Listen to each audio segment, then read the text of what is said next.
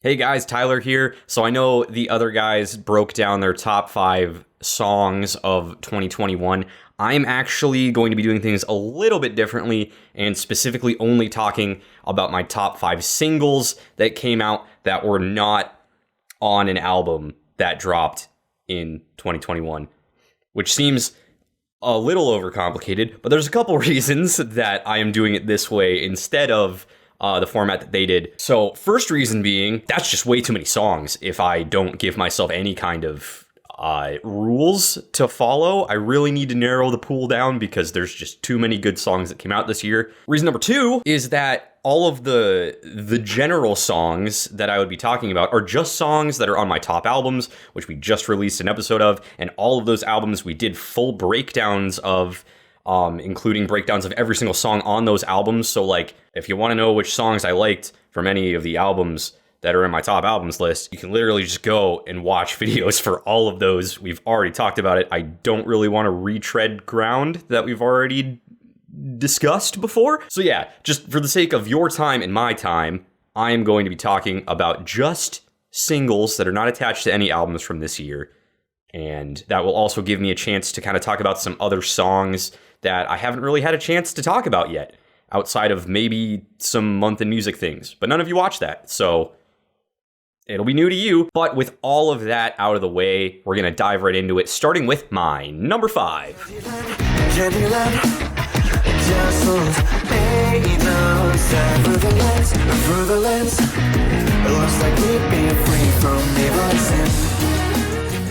So, Candyland is a song by a band called Unprocessed. I didn't really get into them until last year when Real dropped, and Brennan introduced that song in this band to me and Kyle.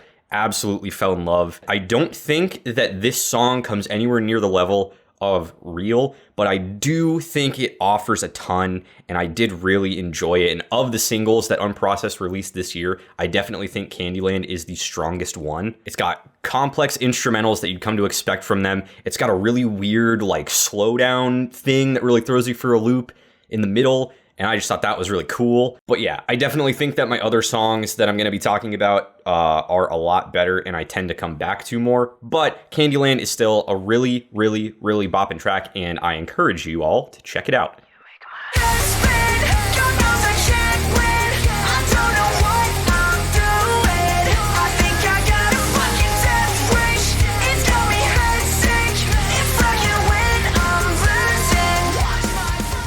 So this may come as a shock to you, but I am still a Stand Atlantic simp. And Stand Atlantic released a few songs this year, and I think that by far the best one of all of those is Death Wish. So obviously Stand Atlantic really likes to push the boundaries of the pop punk genre in like new and interesting ways, kind of mixing in inspirations from other genres, in this case being fucking trap. They kind of dabbled in this a little bit in some of the tracks on Pink Elephant, but with Death Wish, they really just lean all the way into that.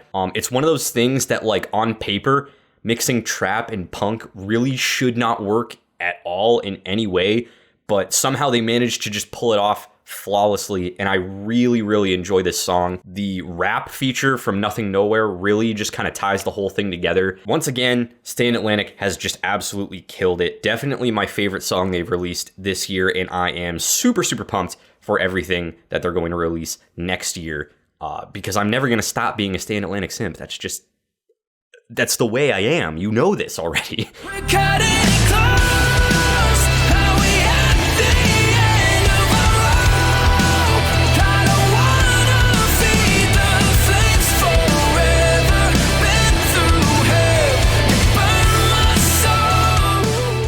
Rain City Drive, formerly Rain City, formerly Slaves, is finally back after a year-long hiatus, and man, that was worth the wait. Now, Rain City Drive is like one of my new favorite bands ever since the release of To Better Days last year, with their new vocalist and sort of the new vibe they're going for.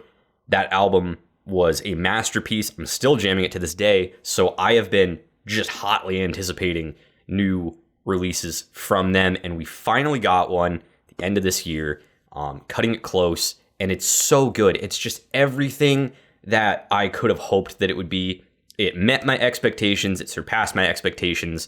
There's just nothing to dislike. The song just does everything that we have come to expect from Rain City Drive. You know, it's got some really like deep, hard-hitting lyrics. It's got some really nice flow in which those lyrics are delivered in like a really catchy way, tight instrumentals to match, and just overall, the sound that they managed to capture is just so freaking good. It's a super, super good song. I'm going to be jamming it nonstop until they give me more music to listen to. I am super stoked for what is to come from them in 2022. Dance, baby, dance now. You got me feeling like it's 2 a.m. now. 2 a.m. Hush, baby, hush now. You got me feeling again. You got me feeling again. Now, I wasn't sure if this was going to be my number 1 or my number 2, but I decided thematically, since there's a 2 in the name of the song title, maybe it would fit better here. Actually, it's just because I kind of have better reasoning for why my number 1 is my number 1, but I digress. So Paloma is a band that has been just absolutely blowing me away with every single release that they have put out ever since they changed from Light Up the Sky to Paloma. They just have this really, really cool sound that they have now that I like. It's like a genre that I like to refer to as like dance rock or like club rock. I don't know. I'm sure it has a name. I don't fucking know what it is. All I know is that every time they release a song, it's a fucking bop, it's a slapper, and it just makes me want to dance.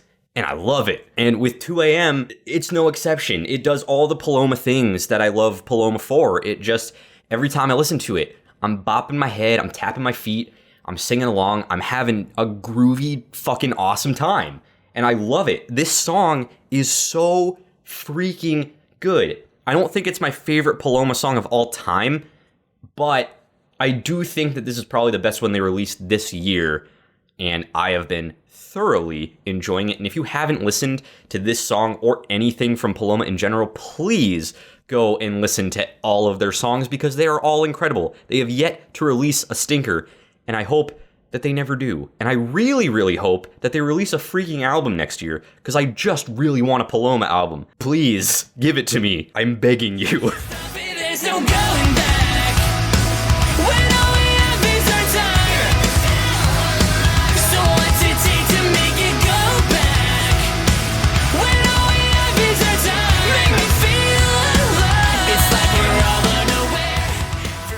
Now, for those of you who sort of keep up on our This Month in Music podcast, you might remember an episode where I talked about Michael Swank joining a new band called Foxera. And if you want to know like the full story breakdown of that whole thing, you can go and watch that episode.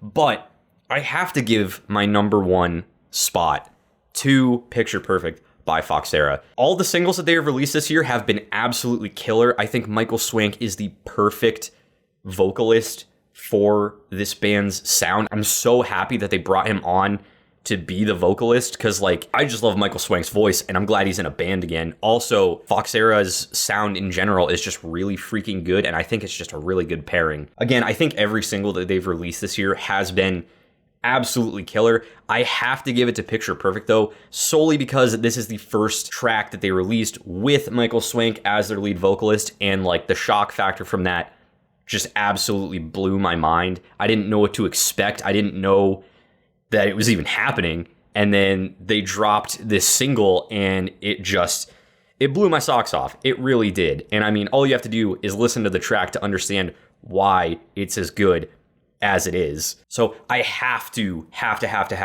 give it to Picture Perfect by Foxera for my single of the year. I did not anticipate that Michael Swank was going to be joining them, and ever since he did, they've been rocking my socks off, and I love it, and I cannot wait for all of the new tunes that they're going to be pumping out next year.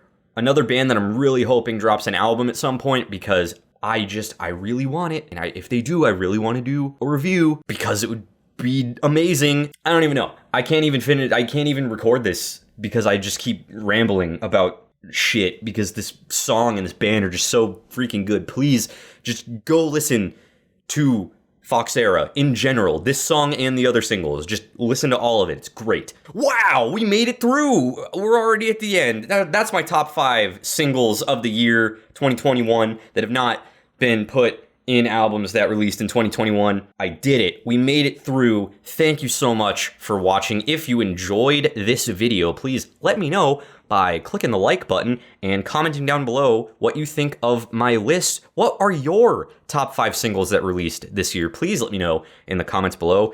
And also, if you didn't know about some of these songs, some of these bands, and you happen to check them out, let me know your thoughts on if you like these songs as much as I do. Also, make sure to let us know what you think of this style of video. I know we always do like long format podcast conversation type things. This is obviously a very new thing, and if you want to see more stuff like this, we can definitely keep doing it. We just got to have your input. We got to know if you want it. So let us know below if you want us to do more stuff like this, because we could probably make it happen. Also, make sure to subscribe to the Talks A Lot Boys and check out our socials and all that fun jazz. Thank you again for all your support this year in 2021, and super excited for doing more Talks A Lot Boy stuff in 2022. Yeah, I can't really do the outro thing I normally do. I have been a Talks A Lot boy, and I will talk a whole lot more next time. But yeah, it doesn't really have the same ring to it. Bye!